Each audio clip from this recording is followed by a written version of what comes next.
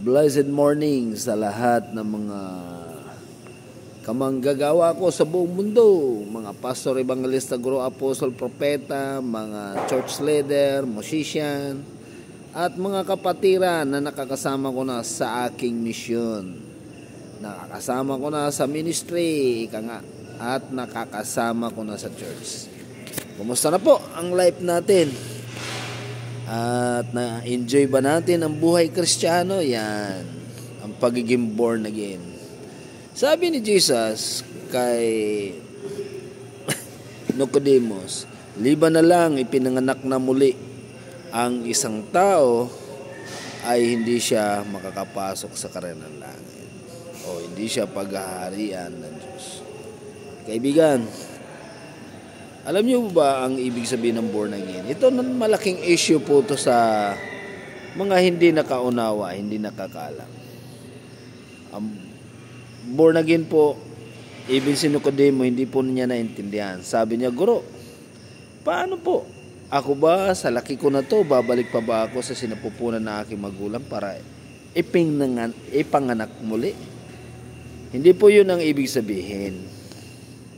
Ang ibig sabihin, blessed morning, na dati kang masama, dati kang mamamatay tao, mga heinous crime ang pinagagawa mo, o dati kang mayaman sa bisyo na siyang sumisira sa katawan lupa mo at sumisira sa relation sa kapwa. At lalo tigit, dati kang marami kang ang ginagawa, palamura, at sabihin na natin na babaero ng lalaki. Ang ibig sabihin ng born again, hindi mo na yan ginagawa, tinigilan mo na yan, pinagsisihan mo na yan, at ang ginagawa mo na ay yung alam mo matuwid sa harapan ng Diyos sa iyong kapwa. Dati kung makapagmura ka ay malulutong. Hindi ka makabuo ng sentence kapag hindi ka makapagmura. Alam niyo po, yan ay requirements po ni Jesus na kailangan natin magbago. Mag-iba na tayo ng takbo sa mundong ito. Hindi lang ang pamumuhay, pati ang pag-iisip natin. Kasi diyan pumapasok ang kasalanan sa pag-iisip, sa pananalita, at sa paggawa. Yung tatlo na yan. Yan ang entrance ng kasalanan.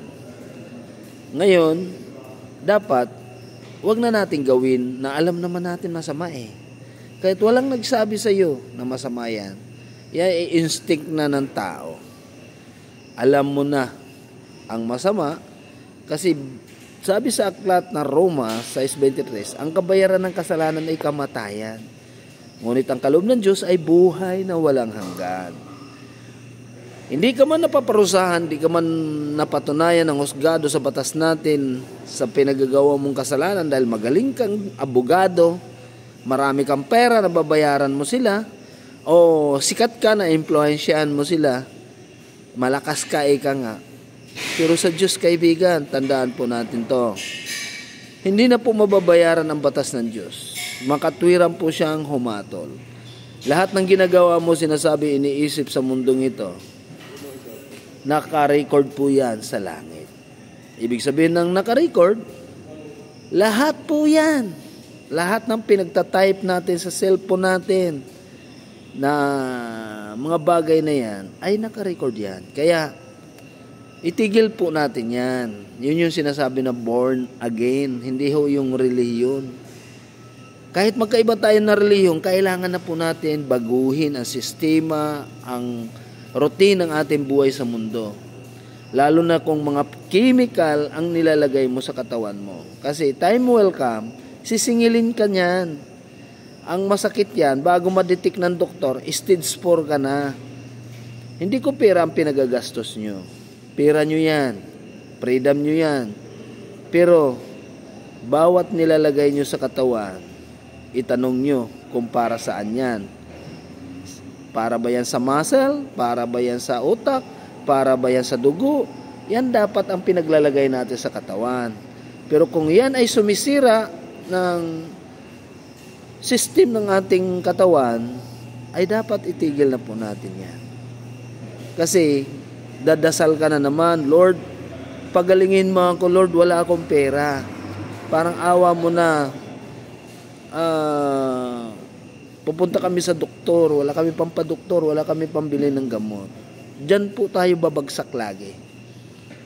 At ang masaklap, sabihin ng doktor sa'yo, Sir, ma'am, stage 4 na po kayo. Yun, doon pa lang makikita na huli na ang lahat. Oo, lahat tayo mamamatay. Yun yung sinasabi sa Hebreo 9:27. Minsan lang ang buhay, kasunod yan ay kamatayan, pagkatapos yan ay paghuhukom. Lahat tayo mamamatay. Everything. Mula kay Adat kay Eva, pasalin-salin lang ang tao sa mundo.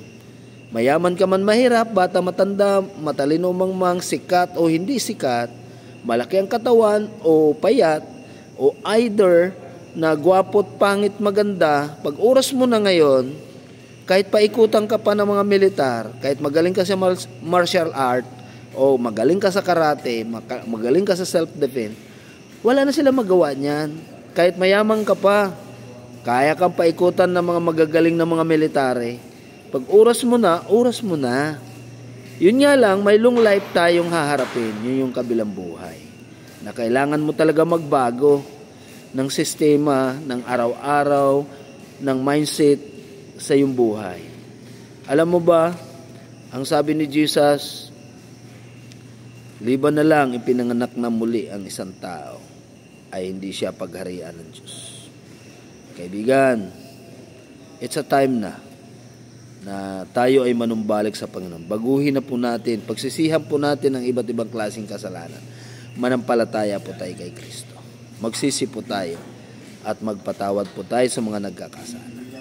Kaya sa umagang ito, nawa sa munting lesson, ay maranasan natin ang pagkilos ng Diyos sa buhay mo. Kung hindi mo kayang baguhin ang pagkatao mo, ang Panginoong Hesus ang kayang magbago yan. Kung hindi mo kayang alisin ang mga bisyo na sandalan ng pagkakasala mo, ang Panginoong Hesus ang siyang kayang mag-alis yan. Kung hindi mo kayang baguhin ang iyong ugali, si Jesus kaya magbago yan. Siya po ang tugon ng buhay mo, na siyang gumawa rin po sa akin. God bless po. Nawa, i-share nyo ang video na ito, at lalo tigit, mag-follow na rin kayo. God bless.